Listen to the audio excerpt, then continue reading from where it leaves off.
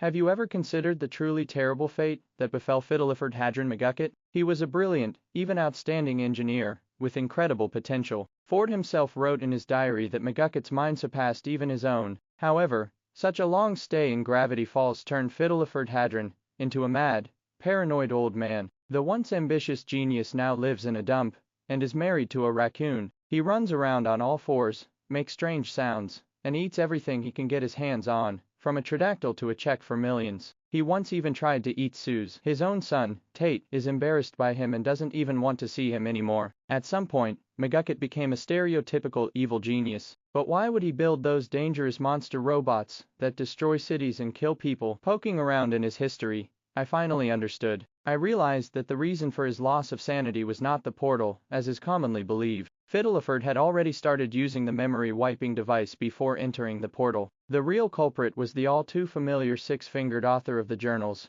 Stanford Pines. To understand everything, let's go back to McGucket's childhood for a moment. According to Ford's stories, he was born on a pig farm in Tennessee, into a very religious family. Because of this, Fiddleford Hadron grew up extremely superstitious, crossing himself at every opportunity and fearing even the mention of the devil. They lived very poorly, but by some miracle, McGucket managed to enroll in a rather prestigious university. Upon graduation, he married a girl named Emma Madison, had a child, a son named Tate, and even managed to found his own small company, Fiddleford Hadron Computer Magics. The guy dreamed of becoming a successful inventor, patenting his robots, making a lot of money, and finally buying a decent house for his family, something he never had. And McGucket had every chance. By the mid-s, Fiddleford had already managed to design and assemble, as we see in the pawn shop, a working laptop, and shortly thereafter, his own mobile phone model. The first stationary personal computer would only be created years later. McGucket was significantly ahead of his time,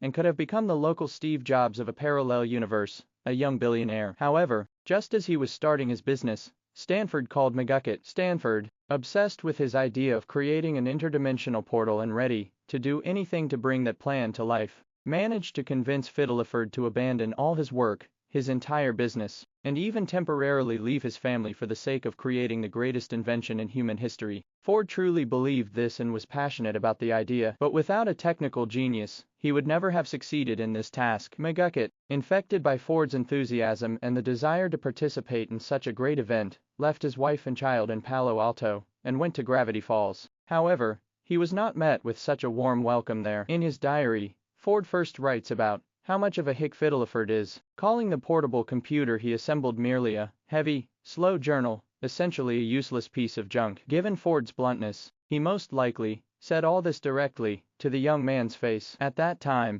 our scientists saw in McGucket only the person capable of building the portal, and felt everything else was insignificant. Stanford called him a friend, but McGucket was always too slow, too meticulous, too nervous, too timid, and not as goal-oriented as he was. At first glance, Ford describes his assistant as an incredible mechanic, yet he constantly criticized him for things that were perfectly normal for any other person. In parallel, Fiddleford began encountering the various oddities that inhabit Gravity Falls. As a scientist, they naturally interested him, but according to Ford's notes, every anomaly instilled an incredible fear in McGucket, be it a tyrannosaur skeleton or just a checkered platypus. Recall that Fiddleford is extremely superstitious, so while all this mysticism was an amazing discovery on one hand, it was terrifying devilry on the other. Time after time, he overcame his immense shock and fear to climb into a secret tunnel or an alien ship, but the longer he stayed in Gravity Falls, the more his anxiety worsened. The encounter with the hide-behind particularly affected this. This was the first serious incident during his stay in the town. During one of their expeditions with Ford, the guys encountered a mysterious creature that can only be seen with peripheral vision. It is seemingly there, but also seemingly not. The morally frail Fiddleford obviously attracted the attention of the hide-behind, and it began to flirt with McGucket, appearing in a reflection, lightly scratching his back, silently running behind him, or staring from the shadows so intently that he got the shivers from the feeling of being watched. Strange tracks on the ground and eerie wails confirmed its reality, but the realization that this nothing could truly be standing behind his back at any moment only exacerbated the paranoia of an already paranoid McGucket. Ford might have feared monsters, but his curiosity always eclipsed his fear, and after encountering them, he was left only with excitement and even greater enthusiasm to continue his research. He noticed Fiddleford's anxiety but completely ignored it until the very end, continuing to burden McGucket and drag him everywhere, pursuing only his own goals. Moreover, seeing his agitated state, Ford seemed to intentionally fuel the fire. Fiddleford always kept his favorite Rubik's Cube on his desk. The guy played with it periodically, and couldn't stand to see it scrambled for even a few seconds. Ford enjoyed testing his patience by scrambling the cube daily so McGucket would have to solve it again and again. In his diary, the scientist writes that he even considered making the cube unsolvable, just to see his companion's reaction. Despite everything happening in Fiddleford's nervousness, Ford continued to scramble the Rubik's Cube until the day McGucket didn't solve it. The day of the encounter with the Gremloblin, this monstrous creature, of enormous size, shows a person their worst nightmare when they look into its eyes. The very next day after meeting the hide-behind, the scientists stumbled upon a sleeping Gremloblin. Despite McGucket's pleas to leave quickly, Ford desperately wanted to document all the creatures in his diary. While the six-fingered author sketched it, the Gremloblin woke up from the loud sound of the suddenly signaling hyperdrive and grabbed Fiddleford with its massive clawed paw, immediately bringing his face toward its eyes. It then lifted him into the air, ready to fly away with McGucket far away. But by some miracle, Ford managed to save his assistant. However, for Fiddleford Hadron, this was the point of no return. His arm was broken in several places and completely riddled with venomous spines. But McGucket suffered much more morally. After what he saw in the Gremloblin's eyes, all he did was mumble something incoherent. His nervousness and paranoia exceeded all imaginable bounds. Fiddleford didn't sleep at all for the next few nights, until he presented Ford with his new invention, the memory wiper, which could help him forget what he saw and continue living as before. Our six-fingered author didn't dwell on the reasons for McGucket's worries, and simply considered him weak-willed and overly sensitive. Without even allowing him to use the memory wiper, Ford ordered him to destroy it immediately, fearing that someone would use the device for evil or, even worse, against himself. McGucket submitted to this answer but promised to do so. At least, that's what Ford remembers. However, as we find out later, Fiddleford Hadron actually started actively using the memory wiper at every opportunity. Immediately after the conversation, he erased his own memory of the Gremloblin, and then erased Ford's memory of him doing so. Moreover, based on the fleeting fragments remaining in Ford's memory, we can understand that McGucket started bringing in different workers to speed up the construction of the portal and the bunker, and then wiped Evrion's memories of it from the builders to Ford himself. This is confirmed by the invisible ink notes in the exclusive versions of the diary. Any anomalies he saw, be it a man-eating creature or just gnomes, were immediately consigned to oblivion. Over time, the monster started meeting other people, who yearned to forget all the horrors they had witnessed: huge eyes, giant tentacles, and terrifying monsters. Blind Ivan, Chandra Jim and his cameraman, spent an entire night in a haunted house, after which he couldn't sleep for weeks. Behind Ford's back, the inventor slipped the guy a note with the sign of a crossed-out eye. This was the beginning of the Society of the Blind Eye. Everyone who wanted to forget no longer remembered, thanks to McGucket. Fiddleford himself, although he forgot specific monsters, still understood the fact of the existence of multiple anomalies. And while the creatures themselves no longer troubled his mind, the very fear of again encountering what he wished to forget exacerbated his paranoia even more than before. It was then that the idea of building a bunker was born in his head. He presented it to Ford as a secret research laboratory, but he himself saw it as an impenetrable fortress,